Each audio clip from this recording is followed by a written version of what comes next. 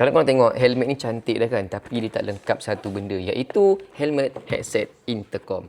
Yang ni adalah Tenicer G1 Ultra. Sebenarnya kan macam mana sebut dia? Tenicer ke Tenicer?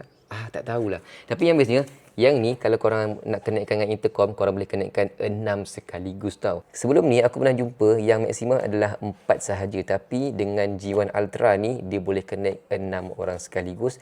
Dia punya intercom. Yang lain tu macam biasa, 1000 meter distance untuk connection intercom, Bluetooth 5.2.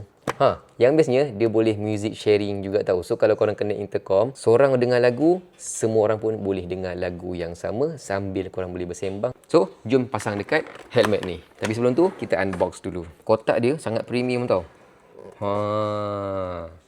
Ini adalah intercom dia. Kecil comel je. Ni ada button next song dan juga previous song, button intercom, button on off dan juga tombol untuk kita adjust volume dan juga benda-benda lain. Belakang ada satu lubang, yang ni lubang untuk kita cas dan juga lubang untuk kita cocokkan speaker dan juga mikrofon. Dalam kotak dia ada bagi lagi beberapa benda, buku-buku semua ni kalau nak baca pun boleh, tak baca pun tak apa. Ada 2 kotak lagi dalam kotak. Yang pertama dia ada bagi kabel type A type C untuk cas.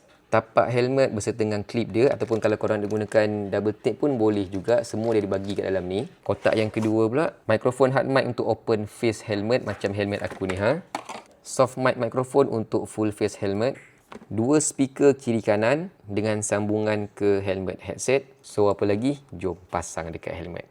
Mula-mula cabut dulu semua span-span dekat bahagian tepi ni untuk memudahkan kita masukkan segala kabel-kabel dan juga speaker.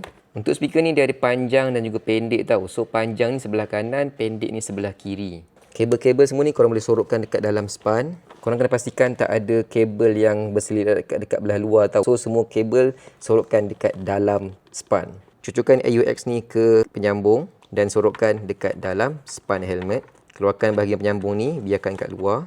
Sambungkan penyambung mikrofon, sorokkan kabel dan adjust bagi jadi. Pasang balik segala span-span yang korang dah keluarkan tadi tu. Bahagian tapak dengan klip dia ni korang boleh masukkan macam ni je sampai bunyi lock. Lepas tu boleh pasang korang punya intercom ni dekat dia punya tapak macam ni. Dan korang boleh adjust lah nak pasang kat mana. Macam aku nak pasang kat area sini. So aku kepitkan aja macam ni sampailah dia betul-betul masuk sampai habis. Dan jadi macam ni lebih kurang. And then kabel penyambung ni korang boleh cocokkan aja dekat helmet headset macam ni. Jadi dah siap dah helmet headset kat sini, penyambung kat tepi ni masuk dalam. Dalam ni ada speaker dekat bahagian kiri dan juga kanan telinga helmet, and ada mikrofon dekat bahagian sini. Kalau korang gunakan full face helmet, korang boleh gunakan soft mic dan sambungkan terus dekat bahagian depan mulut helmet korang. Jadi boleh onkan dan boleh connectkan dengan handphone, boleh dengar lagu, boleh angkat call. Kalau ada member yang pakai brand yang sama, korang juga boleh connectkan intercom dan boleh bersembang masa bawa motor. Untuk next video aku akan bagi feedback macam mana dia punya bunyi masa aku bawa motor. So guys, kalau nak pakai link ada dekat bawah. Ini adalah video tutorial cara-cara nak pasang helmet headset Tenicer G1 Ultra.